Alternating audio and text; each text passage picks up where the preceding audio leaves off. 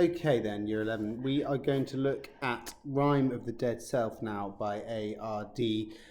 Fairburn. Let's begin by having a read of this, this brilliant poem. Tonight I've taken all that I was and strangled him, that pale lily-white lad. I have choked him with these my hands, these claws, catching him as he lay a-dreaming in his bed. Then, chuckling, I dragged out his foolish brains that were full of pretty love tales, hey-ho the holly, and emptied them holus bolus to the drains. Those dreams of love, oh, what ruinous folly! He is dead, pale youth, and he shall not rise on the third day or any other day. Slothed like a snakeskin, there he lies, and shall not trouble me again, for I. Brilliant poem. And lots to say about it. Let's just start by speaking about A.R.D. Fairburn himself, affectionately and commonly known as Rex. He's a New Zealand poet, a Kiwi, and he is obviously early 20th century. Now, I think this is important, largely because the time in which he lived and perhaps the place where he lived may not necessarily match up with the type of language that we find here. It's slightly sort of archaic, but more on that later. But just important to know a bit about Fairburn. As ever, I've done some pre-highlighting here. I have got my yellow highlighter, which is for my language analysis, and my green highlighter, which is for structural analysis. But we will do much more of that as we sort of go through. So let's work through the poem reasonably methodically. Tonight I have taken all that I was and strangled him, that pale lily-white lad. So what's this poem about? What is really going on? Well, this is, I suppose, it's a coming-of-age poem. It is a coming-of-age poem, and we'll just write that down up the top here. It's a coming-of-age poem because this is about metaphorically, the speaker is metaphorically removing his younger self. Okay, he is metaphorical removal of the younger self. This younger self, this child, I suppose, has clearly done something to offend him, and so one night he decides that he is going to kill this younger one. Okay. So tonight I have taken all that I was. We are immediately put into, we go into a few themes here, and we're immediately finding kind of themes of violence, okay? So our key themes, we'll write them over here, but we've got violence is this key one. Another one, I suppose, is transformation, because it is coming of age. Transformation, and I can't spell, and also kind of perceptions of self, I suppose. Perceptions of self. How he sees himself. So perceptions of self. So our kind of key themes. And this violence we get immediately, okay? We actually get this through this aggressive dental alliteration at the beginning.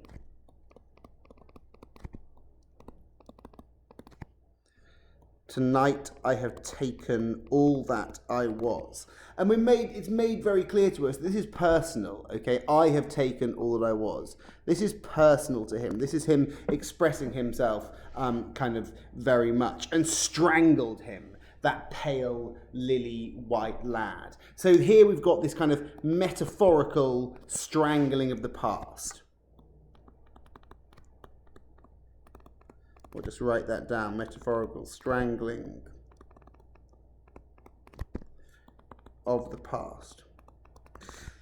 Now, yeah, obviously, to strangle someone, there are multitudes of ways, I suppose, in which to kill someone. Strangling is particularly personal, and I suppose the speaker here almost revels in the close contact aspect of killing his former self. It kind of goes in line with the violence. And he hates this person. He hates this former self. He calls him a pale, lily-white lad, sort of, using those two. I mean, it's almost a sort of tautology, this, to use two of the same descriptions, pale and lily-white, basically mean the same thing. Okay, so it's essentially a tautology, and it shows how great his dislike is. Now, maybe that is slightly hyperbolic. Maybe he's kind of overly doing it for some particular reason. But he clearly really doesn't like him. Pale, lily white lad. So of course the lily white might suggest innocence as well. He doesn't like the fact this boy is so innocent. Okay, and then also I think, going off what I was just saying at the beginning about Fairburn and being a 20th century man, Lily White, there's something reasonably archaic about this, perhaps. It's a bit strange. Perhaps also he was a sickly child, if he was so pale and lily white. So there's something he really doesn't like about him. I have strangled him, that pale lily white lad. I have choked him with these my hands, these claws. I have choked him. So, just saying the strangling is not enough. He kind of, again, it's kind of almost repetitive, really putting that across. I've strangled him. I have choked him. With these my hands, my claws. This is a brilliant line. It kind of stands out. These my hands, these claws. It kind of keeps on going. These my hands, these claws, that repetition of these, so we're just going to write that down over here. So the repetition of these and the assonance, these my hands, these claws, it kind of draws out the line, okay? And again, it's sort of, he relishes this death. He relishes this death. And of course, also, these my hands, these claws. The claws aspect, he's almost animalizing himself here as well. He wants to be that beast. He wants to be as far removed from the pale lily white lad as he can possibly be. And there is that element. There's almost a kind of role reversal here. These my hands, these claws, catching him, like the role reversal of beast and man. He is the beast who is now catching the man, role reversal. And it's suggesting that it's not easy. He's catching this person unawares, catching him as he lay a dreaming, unawares. And again, lay a dreaming, kind of with the lily white thing, there is something archaic about this, okay? It has much more of a sort of Gothic feel to it. It's much more, it's kind of much darker, I would say, than we might come to expect here. Okay, sorry about that. Right then, so let's carry on with where we were. So he lay dreaming in his bed, this pale lily white lad. So yeah, something of a sort of Poe, I suppose, Edgar Allan Poe about it here. Seems slightly more Gothic, slightly more Victorian. Another thing to mention, and this might sound slightly tenuous, but I assure you it's justified, is when I hear of this strangling, choking, it immediately brings to mind Othello. Okay, there is some sort of link here. The strangling of Desdemona by Othello in that great Shakespearean tragedy. And indeed, I think this speaker is trying to be particularly grandiose. He's trying to make this as brilliant, big, grandiose a thing, as some of these great tragedies. And we're going to get some more references going on soon. So let's carry on. Then chuckling, I dragged out his foolish brains that were full of pretty love tales, hey, ho, the holly. Chuckling. So, he enjoys this. Okay, he's gone from strangling and choking. He is enjoying this immensely. Okay, there's a real, horrible masochistic element going on. And I dragged out his foolish brains. Well, again, I've just said about the Shakespeare, and here we are again. And maybe this is, just me calling things to mind, having just taught this to year 9. but Lady Macbeth in Macbeth says to Macbeth, I would have, speaking about a child, she would have dashed out his brains. Okay, she speaks about the idea of breastfeeding a child, and if Macbeth had asked her to do so, she would have killed that child. And she says dashed out his brains. And so here there is this sort of other reference to Lady Macbeth. And he's trying to make it as graphic as possible. And that's exactly what Shakespeare was doing as well. So I think it's kind of a worthy link, that we're full of pretty love tales, hey-ho the holly. And it even says, down the bottom here, hey-ho the holly, a reference to the chorus of the song, blow, blow, thou winter wind, in Shakespeare's As You Like It. So we've got more Shakespeare. It's kind of full of it. And he is trying to be, kind of classic tragedy here, although, of course, As You Like It is a comedy, not a tragedy. Dragged out his foolish brains that were full of pretty love tales, hey-ho the holly. And here, I think with this pretty love tales, we kind of potentially get a hint as to why he is so angry with this former self, why he's so offended. And there's the potential here that that he has done something foolish, the younger self has done something foolish to do with love.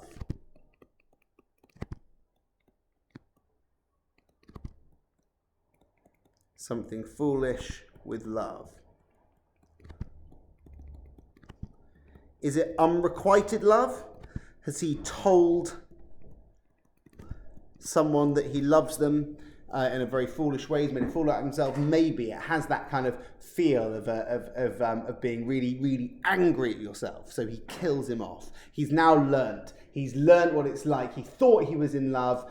And, when he told that person he's being rejected, and now he's crushed by it. So he's full of pretty love tales. That would be my theory, but not necessarily the case. So don't just go taking my word for it, but I'm just thinking what it could be. And emptied them, holus bolus, wholesale in one go, to the drains. Those dreams of love, oh, what ruinous folly. Okay? And again, that suggests here, folly here meaning foolishness. It suggests that things have all gone wrong. Emptied drains, from the high to the low, emptied them to the drains, kind of, willy-nilly. So I think we could perhaps make that assumption here. He is dead pale youth, and he shall not rise on the third day or any other day. This wonderful mirroring, I suppose. Pale lily white lad, and now he is dead pale.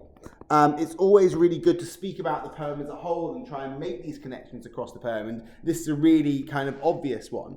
Pale lily white at the beginning, could be sickly, could be innocent to be written down, but now here, he's dead pale. He's pale because there's no blood in him. He's pale because he is dead. Okay, and again, there's this dental alliteration, dead pale, and it makes it seem even more unpleasant. Again, he's kind of relishing it massively. And he shall not rise on the third day. Well, I think this can be nothing other than a reference, of course, to Jesus Christ rising on Easter Sunday. Okay, and he shall not rise. Okay, this one, Jesus Christ may have risen. This one is not coming back. Okay, he is not coming back at all. He shall not rise on the third day, or just to make sure, or any other day.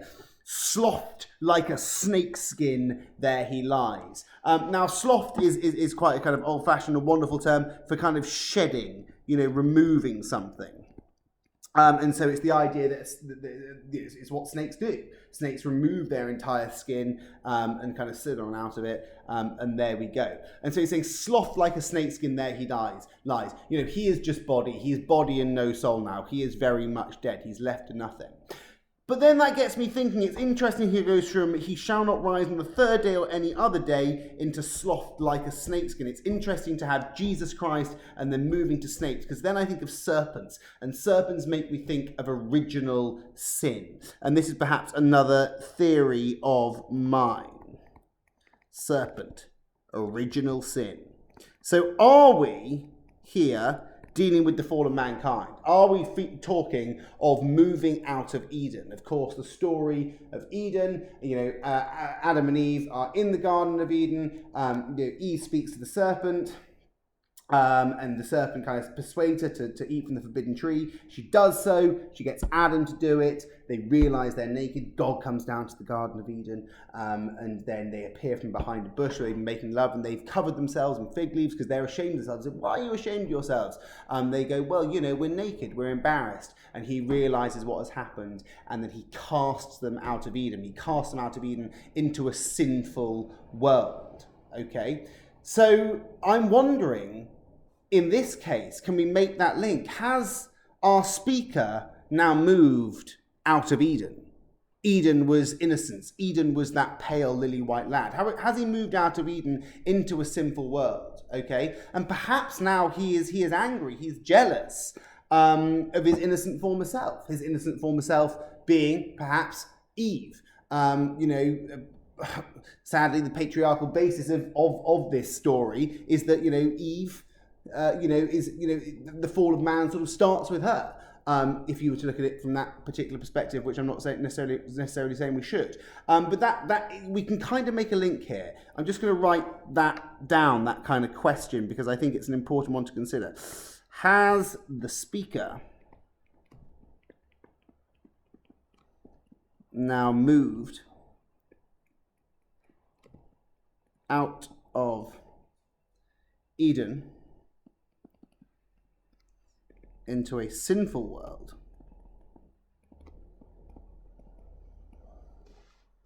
and is now angry / jealous of his innocent former self?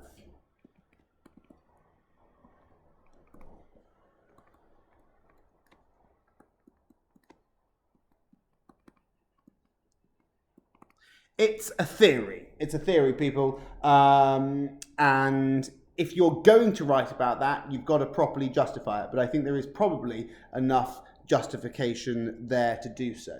They slough like a snakeskin. There he lies and shall not trouble me again for I. Okay, or A, but it doesn't really work. I. And that, of course, meaning anything. Again, another of these very archaic terms. So I think we can say, I'm just going to make a note of it, the archaic language and the Shakespearean references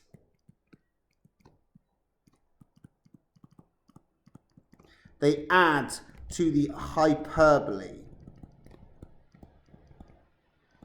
He wants to make this a grand tragedy. He wants to make it this kind of great big thing, this grand tragedy.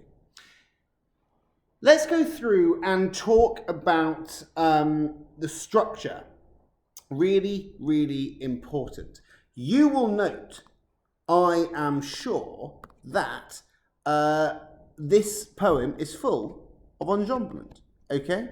The only end-stop lines are at the end of each paragraph. My goodness, forgive me. At the end of each stanza. Okay, it's full of enjambment.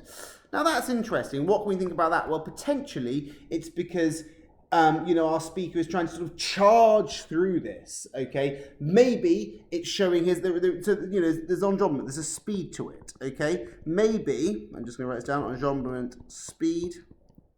Maybe he's trying to charge through it. Maybe that's because he's full of excitement. Okay, potentially. Or is it because he actually isn't that confident in what he's doing and he's just trying to rush to the end of it? I don't know. But those are some things that you can think about. Of course, it's written in quatrains. It's written in three quatrains. And this is perhaps a bit of a stretch, but it's written in quatrains, and I'm going to say alternate half rhymes. Okay, alternate half rhymes.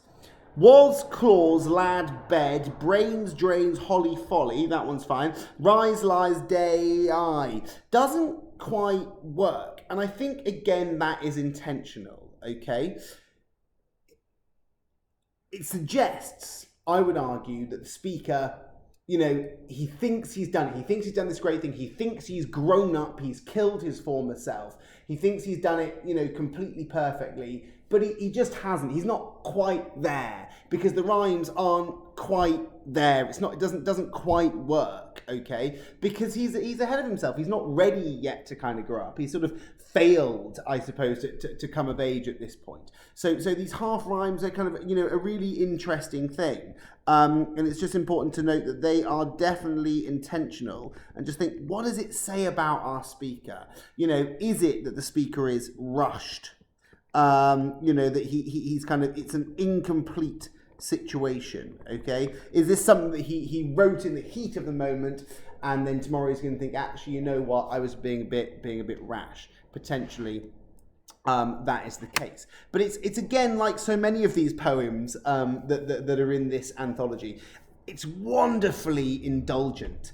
You know, it's really, really brilliant, and he kind of has this this great sense. I love the theatrical aspect of it, trying to make this kind of grand and great tragedy.